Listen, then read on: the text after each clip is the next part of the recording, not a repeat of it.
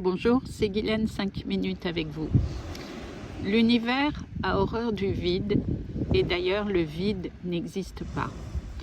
Par conséquent, à chaque fois qu'une personne ne prend pas sa place, la place qui lui revient de droit, dans l'énergie, quelque chose ou quelqu'un prendra cette place vacante. Et c'est très important de comprendre ce processus parce que cela permet d'accepter l'idée que nous sommes responsables de ce que nous vivons.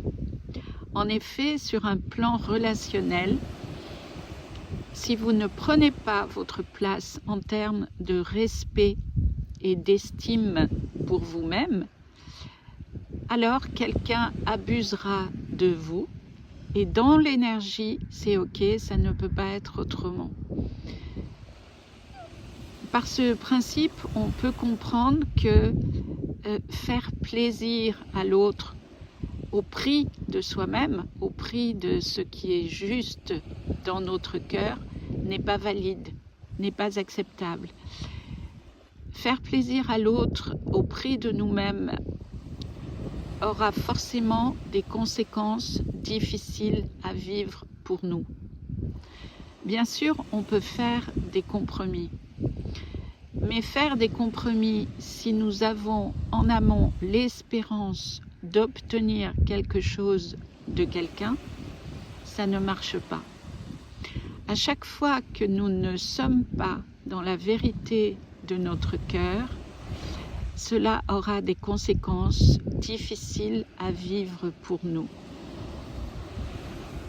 De cette façon, on peut voir à quel point prendre sa place est vital pour toute personne en souffrance. Car si elle est en souffrance, c'est effectivement que quelque part dans sa vie, elle ne prend pas sa place, elle se renie.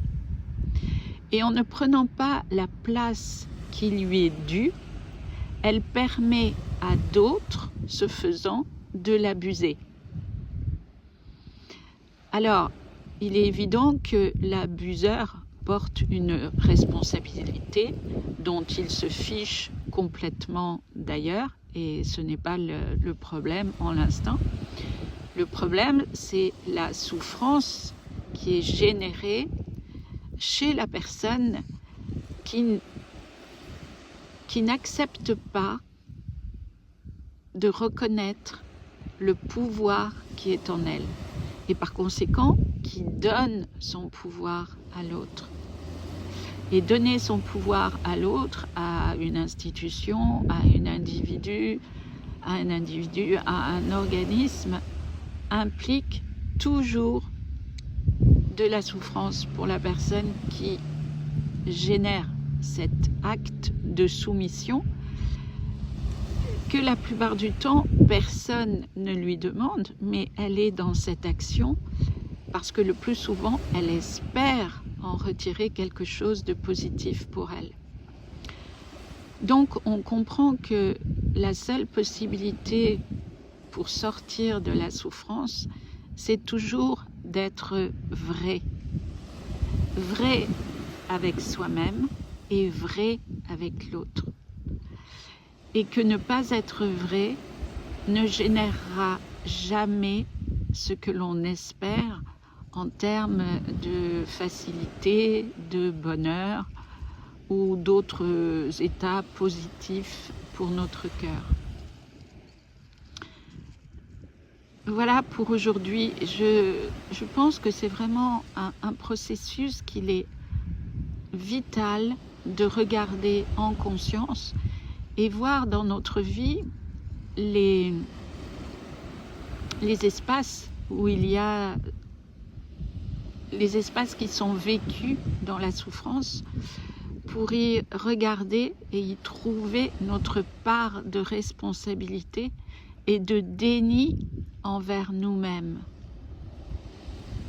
C'est important pour grandir et aller vers plus de bonheur. En tout cas, on commence par plus de bien-être. Voilà.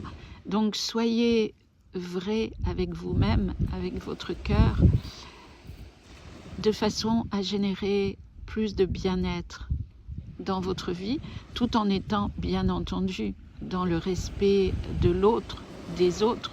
Mais être dans le respect de l'autre n'implique pas que nous devions nous trahir nous-mêmes, pas du tout.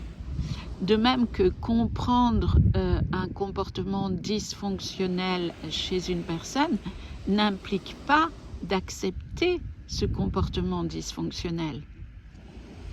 Et c'est d'ailleurs à cet endroit exact qu'interviennent les attentes que nous pouvons avoir, mais la plupart du temps, on est dans l'ignorance et de ce fait, ce que nous attendons n'arrivera jamais, en tout cas pas de cette façon-là. Le positif pour nous, c'est toujours d'être dans le respect et la vérité de notre cœur. Alors bien entendu, on n'a pas appris ça dans l'enfance, c'est sûr, nos parents non plus d'ailleurs, mais aujourd'hui c'est à nous d'avoir cette compréhension et d'accepter ce principe. Voilà, je vous remercie, à bientôt.